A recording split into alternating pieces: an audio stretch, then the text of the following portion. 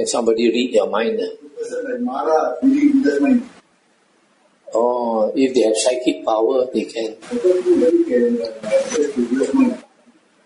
You can, but he cannot control Buddha's mind. He can read the Buddha's mind. He cannot control. Buddha also can read his mind. And when Buddha can control his mind. After somebody lower cannot be somebody higher. There's ordinary people. And this one with psychic power. Mara is just the heavenly being, not the Dhamma from the. Yes, but got psychic power. Psychic power. I'm not sure whether the sutta says he can read the Buddha's mind. Does it say he can read the Buddha's mind?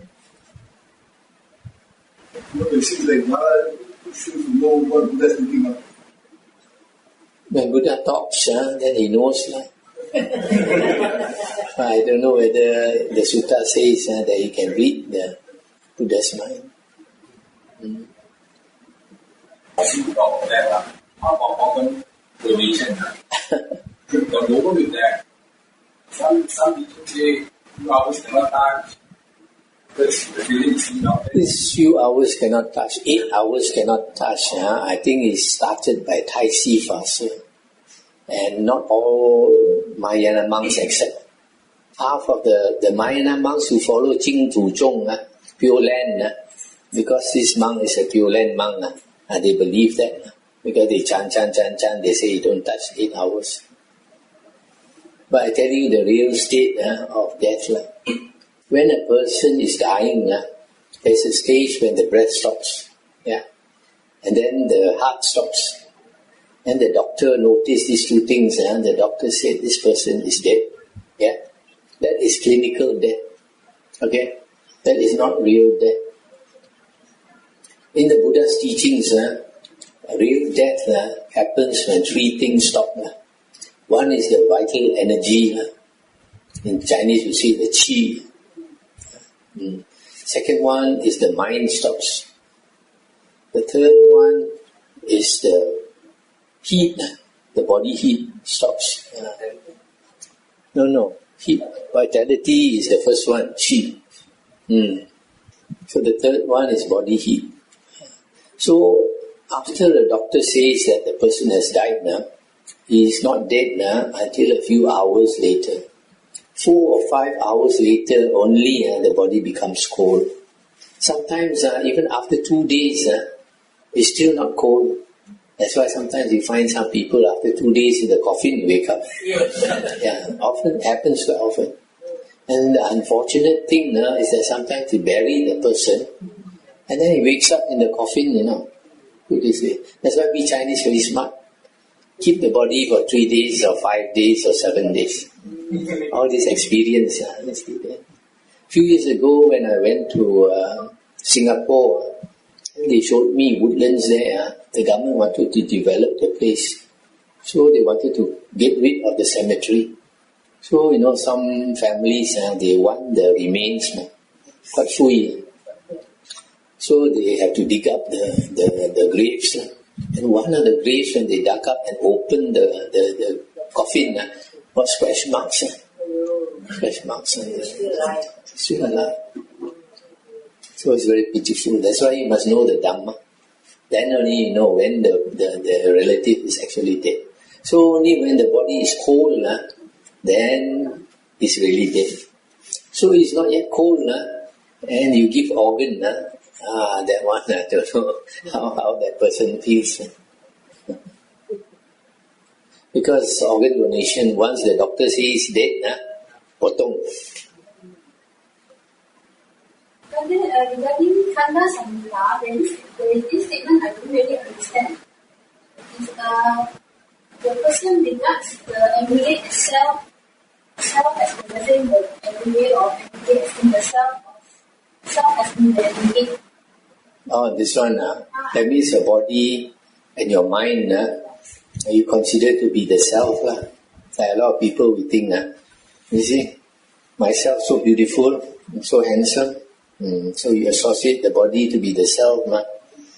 And then some people, you think, oh, this body maybe is not the self, I am inside the body. So, the feeling is inside me.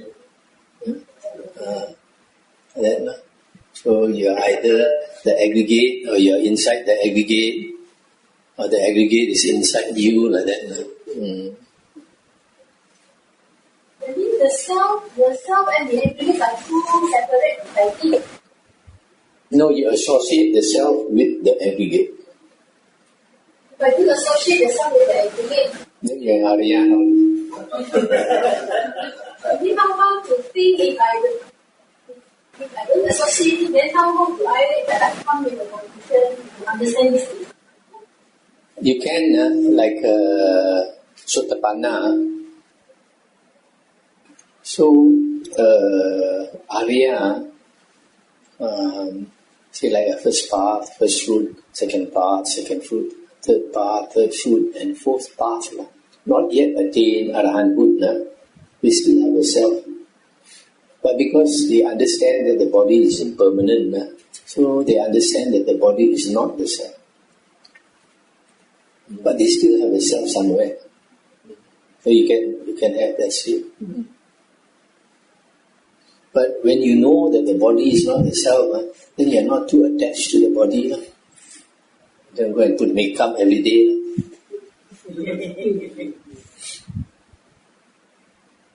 Any other things? Yeah. Some Dhamma talk mention the last moment of your death, the last 3 to 4 minutes, very crucial, so that you can reborn to the place you want. But I cannot accept the reason. Yeah, this last moment, like the Pure Land, they believe that the last moment, if you chant Amitabha, then you will go to Pure Land. Also, among the monks who follow the Abhidhamma, they also say that your last thought is very important. When you think good thought, at the very end, you go to a good place. But to me, it's not possible. Why? Because when you are dying, our 6 senses, one by one, will start closing. Very soon, your mouth cannot chant already. And then the last one to stop is your mind. So after the doctor says that you are dead, your mind still goes on for a few hours, maybe 4 or 5 hours. And during the 4 or 5 hours, you have no control. What you will be dreaming at that time depends on your character. If you have been a violent person, a gangster, when you dream, you're fighting, and that will bring you to an animal rebirth. And if you have a cruel heart, you think you are cutting somebody's throat, then you'll be reborn in hell, and your throat will get cut. So if you practice the Dhamma, every day we listen to the Dhamma, our thoughts become elevated thoughts, good thoughts, and we practice meditation to calm our mind every day. So when we are dying, those are the thoughts that we will have. It's your everyday thoughts. That's why it's important to siêu xín. Sâu hằng. Sâu hằng is sâu hằng hoài. Sâu nghĩa là sinh格. Develop your character. That's why I mentioned just now, your character is the one that will bring you for rebirth. That's why there's in one sutta, a cousin of the Buddha, Mahanama. He used to go to see the Buddha and the monks every day. By the time he finished talking to them at night already, so he has to walk back alone to the town. And during the Buddha's time, all the monasteries were forest monasteries, 1 or 2 or 3 or 4 kilometers from the town. So at night he has to walk back alone. So one day he asked the Buddha, so he told the Buddha, he said, I was wondering if suppose one night I walk back and then a stray cow kill me, or a runaway horse kill me, or a chariot in the darkness knock me over and kill me, or a tiger attack me or something like that, and I die a frightening death. So he's thinking, at the last moment, I'm so frightened, will I go for a bad rebirth? So the Buddha said, Manama, don't worry. For a long time, you have followed the Buddha, Dhamma and Sangha. It means for a long time you have listened to the Dhamma. So the Buddha says, the Dhamma will bring you to a good rebirth. So you may be frightened for a while. After that, you slip into unconsciousness, but your mind is still active. That time you go back to your everyday mind. So the last moment, actually, we have no control. Yeah. So, you said sometimes that the relative they ask monks what to chant. So, since the consciousness is there, do they still listen? Do they hear the chant and all that? If they are not dead, they can hear. Even sometimes people in coma also they can. It can help to allay the fears, because for a lot of people, you don't have so much good karma, so when they are dying, they are afraid. For example, many years ago, there was one old lady, 80-something years old. She was supposed to die, but dragged on for a few days, frightened to let go. So the family asked us to do chanting for her. So we chanted for quite a while. After we left, then she let go and went off. So when a person is dying, sometimes at the last moment, they want the monks or the nuns to come and chant for them, to calm them down. It's just like a baby at night crying. You got to sing a song to her or something like that. And slowly she go to sleep. How about those a person pass away, sometimes the relatives can dream of the person coming back and asking one this, one that.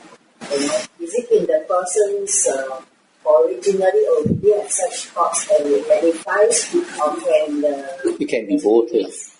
When a person comes to you in the dreams, you see, if the person needs your help, he will show that she's very sad, very thin, hungry, like that. That means wants you to help. There are some people, they have this Yam Yongan. We have a few devotees who have Yam Yongan. And because they have Yam Yongan, some of these spirits, they need help. They go to them for help. For example, we have one devotee in Kuantan. He has this Yam Yongan, or used to have, because he was formerly not following Buddhism. So one so tai. So he told me a few cases, like a lady was murdered and maybe raped or something and murdered. So she wanted the family to do marriage for her. So asked this man to tell the family. So he went to tell the family, the ghost would tell him exactly where, what address, everything. So he went to the house and told them, they didn't believe. So the sister of the ghost asked him to describe the ghost. So when he described in detail, then she believed. So in Bhante, let's say in Taoism, they like to burn the paper things, paper car, paper mahjong. We follow, that my mother passed away. Before she passed away, she already wishes, she says that you can become a Buddhist, but I still want the Taoism. So we did everything, follow the Taoist rites for her. Okay. So all these things that we learn, does it really matter? There is one sutta where a Brahmin came to ask the Buddha. He said, Bhagavan, we Brahmins have a custom. If our relative passes away, we offer this Shraddha offerings, just like Ching Ming, we offer food. So he says, we offer the food and we burn it. That's our relative actually get it. A lot of people like this, you just follow the custom, you're not sure whether it work or don't work. So the Buddha said, it depends on where your relative is reborn. If your relative is reborn in heaven, he won't get and won't need it also. If reborn as a human, also won't get. Reborn as an animal, also won't get. Reborn in hell, also cannot help. The only one you can help is the ghost. Then he asked, what if my relative is not reborn as a ghost? Then the Buddha said, if this relative is not reborn a ghost, you still have many relatives in the ghost realm. So when you make offerings, the other relatives will get. So the Buddha did not explain why only ghosts can get, but I believe because only ghosts can come back.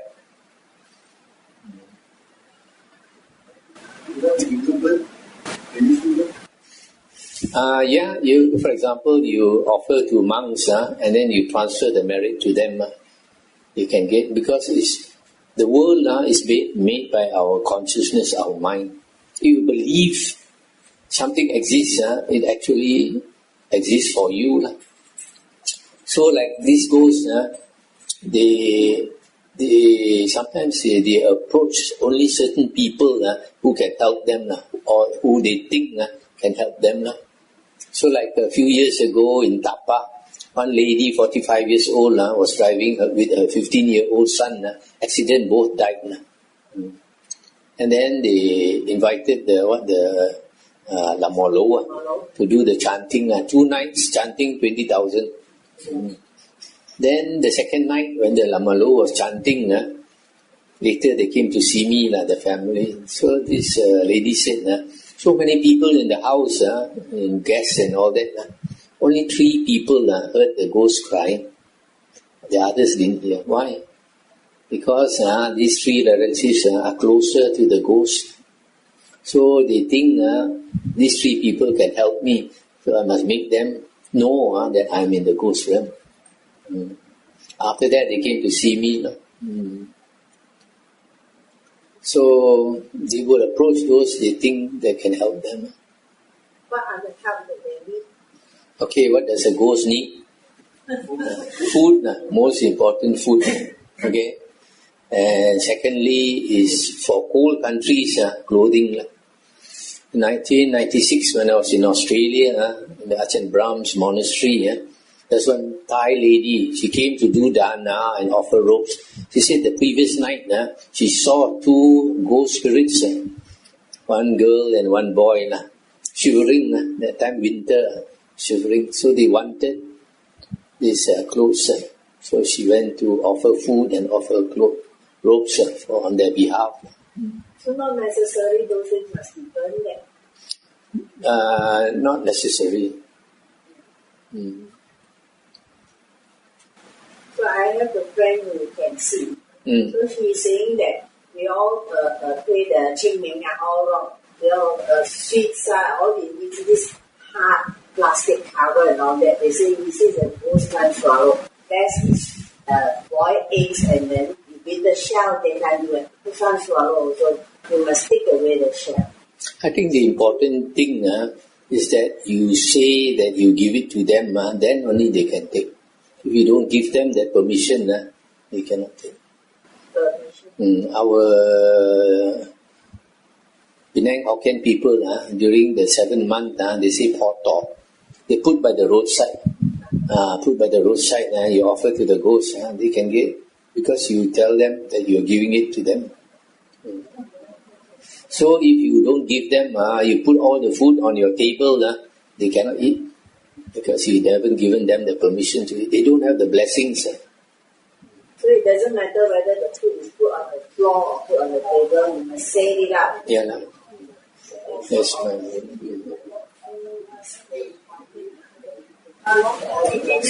during the 7th month, you offer a lot of food. But half of other days, you offer Eat once a year. If they need, they will inform you in one way or another. In your dreams, or they enter another person. I tell you a real story. Last time there was one Thai lady when I was used to go to Bhante Suvano's place for lunch. He asked me to go to his temple for lunch every day. There was one Thai lady who used to come every day. The husband will send her, but the husband won't enter the monastery. Send her and go off. 2 hours later, he'll come and pick her up. So one day he got sick, very sick until he vomited blood. Then he prayed to heaven for help. He said if he continue to live, he will change his character and come to the temple and all that. So he lived and he came. Then he started to ask me Dhamma questions every day and I explained to him. After 2 months or so, Chinese New Year came. Chinese New Year came, the sister came back from KL and went to visit the mother in the old house. When she came home, a ghost entered her and started calling this man's name. The mother got a shock. The mother asked him, who are you? Then he mentioned his name. Actually, he's the son. 10 years ago, this young man in his 20s, he mixed with bad company, gangsters and all that, and drink liquor. So one day he was half drunk, coming back on the motorcycle. Lorry knocked him and rolled over him and he died. So he was in the ghost realm. Now 10 years later, came looking for the brother. So when the brother went home and learned, then the mother didn't know what to do. The mother said, you please go back, wherever you came from, you go back. So he saw the mother cannot help, he left. So when this man went home and learned about it, then next day he came to tell me. So I laughed at him. I said, you see, your brother 10 years never looked for you. Now you learn Buddhism, ada harapan. So come to you for help. Because he knows, now you learn Buddhism, you believe that there is ghosts and all that. A lot of people don't believe and there is ghosts. So I told him, you Tim Hyong, every night you burn the incense and inform your departed relative that you are going to give dana on his behalf. Represent him to give dana at a few temples, give to the monks and then transfer the merit to him. So he did that. After that, brother didn't come back. No news is good news. So you see, 10 years never look for the brother because he knows the brother cannot help him. And then when he knows the brother can help him, he comes. And they will go to those that they think can help. They won't go to anybody.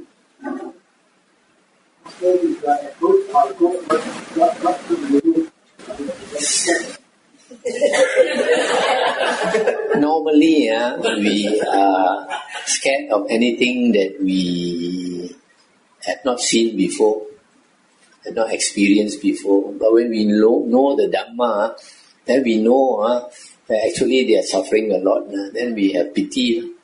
Then we try to do what we can. If you are frightened, you recite Namo Tassa Bhagavato Arahato Sama Sambuddhassa non-stop. Because when we chant, our mind is concentrated. And then we don't think so much.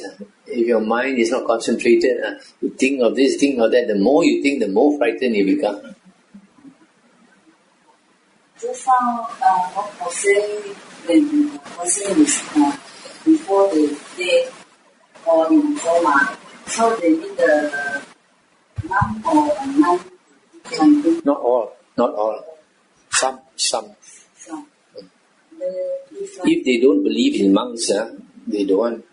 If they have faith in the monk, some Buddhists, they think the monk. If like the other person, like in first of course, my friend is a Bhante, who just passed away in hospital. He's a monk. Bhante Vijita. And last stage, he was in emergency room. He was coma, and then only someone go inside there and see him. Then the doctor told me maybe very dangerous is very slim chance to wake up again. So I can give him something to give him so and plaza like that. Is it okay. help him look At least help to calm him down. Then after I chant for half an hour, I think I left and come back again in the afternoon. Then after I left, then the doctor said, Are you related to him? sorry? Are you related to him? Just before we go for retreat together. I also know him because he stayed in our monastery 1 or 2 months before becoming a monk 2 years ago. He's from Johor. He's from Johor. Yeah. With Shadow, I used to become.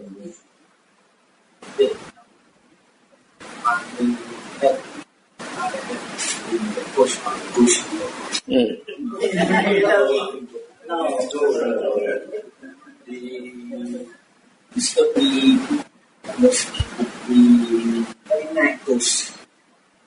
They ask about it by practicing meditation. So I like it.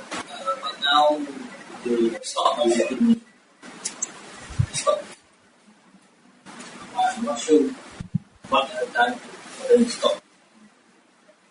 But I've done about also which is better, memory or just learning stuff, For Buddhists, we believe that the transference of merit is better if you offer to monks. Because if you just burn or you offer by the roadside, if you offer 1 bowl, they get 1 bowl.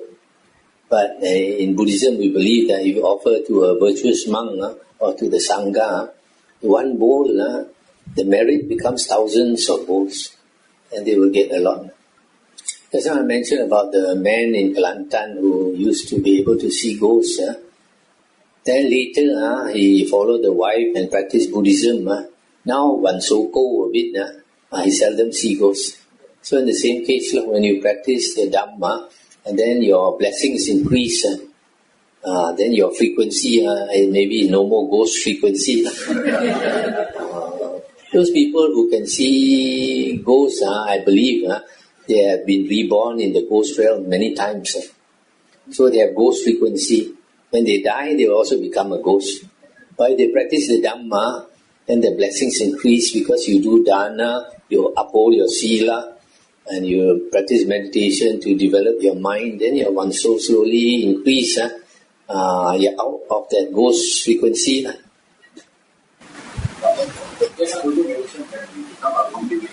Some of these people would like to come and sit up. So some also say certain cultivation. You also can this sort of people. No. They come to you because you have been their relative or friend or something, not because your cultivation is high. Your cultivation is high, they are scared of you, they won't go near you. You have a lot of... they only come to you not because of your cultivation is good or bad, because you are close to them. So they think you can help them.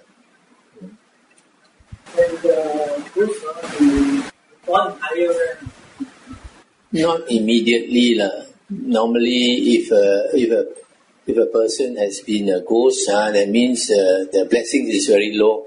So after serving, this becoming a ghost or an animal or in hell is like a prison sentence. You have to pay for their bad deeds.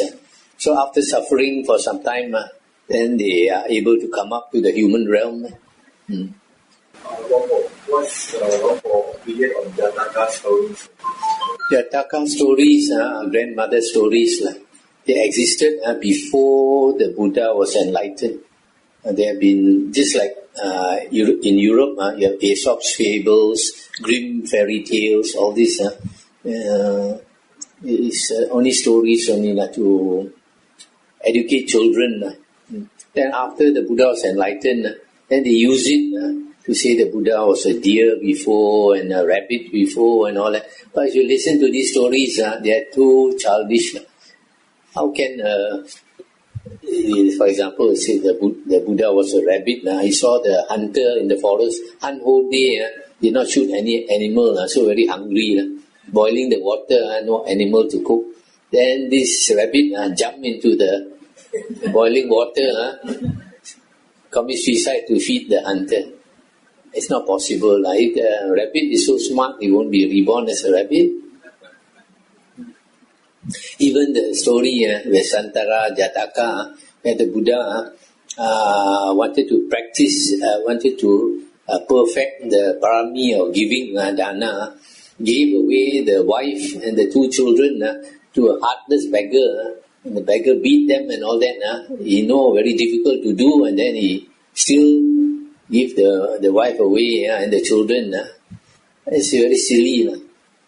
Those are not true. Not true, because it goes against the Dhamma. The Dhamma says, if you do any dana, any offering, any giving, any charity, you must not harm others or harm yourself. So you are giving your wife to this scoundrel, you are harming your wife and your children. You give to Bill Gates, never mind.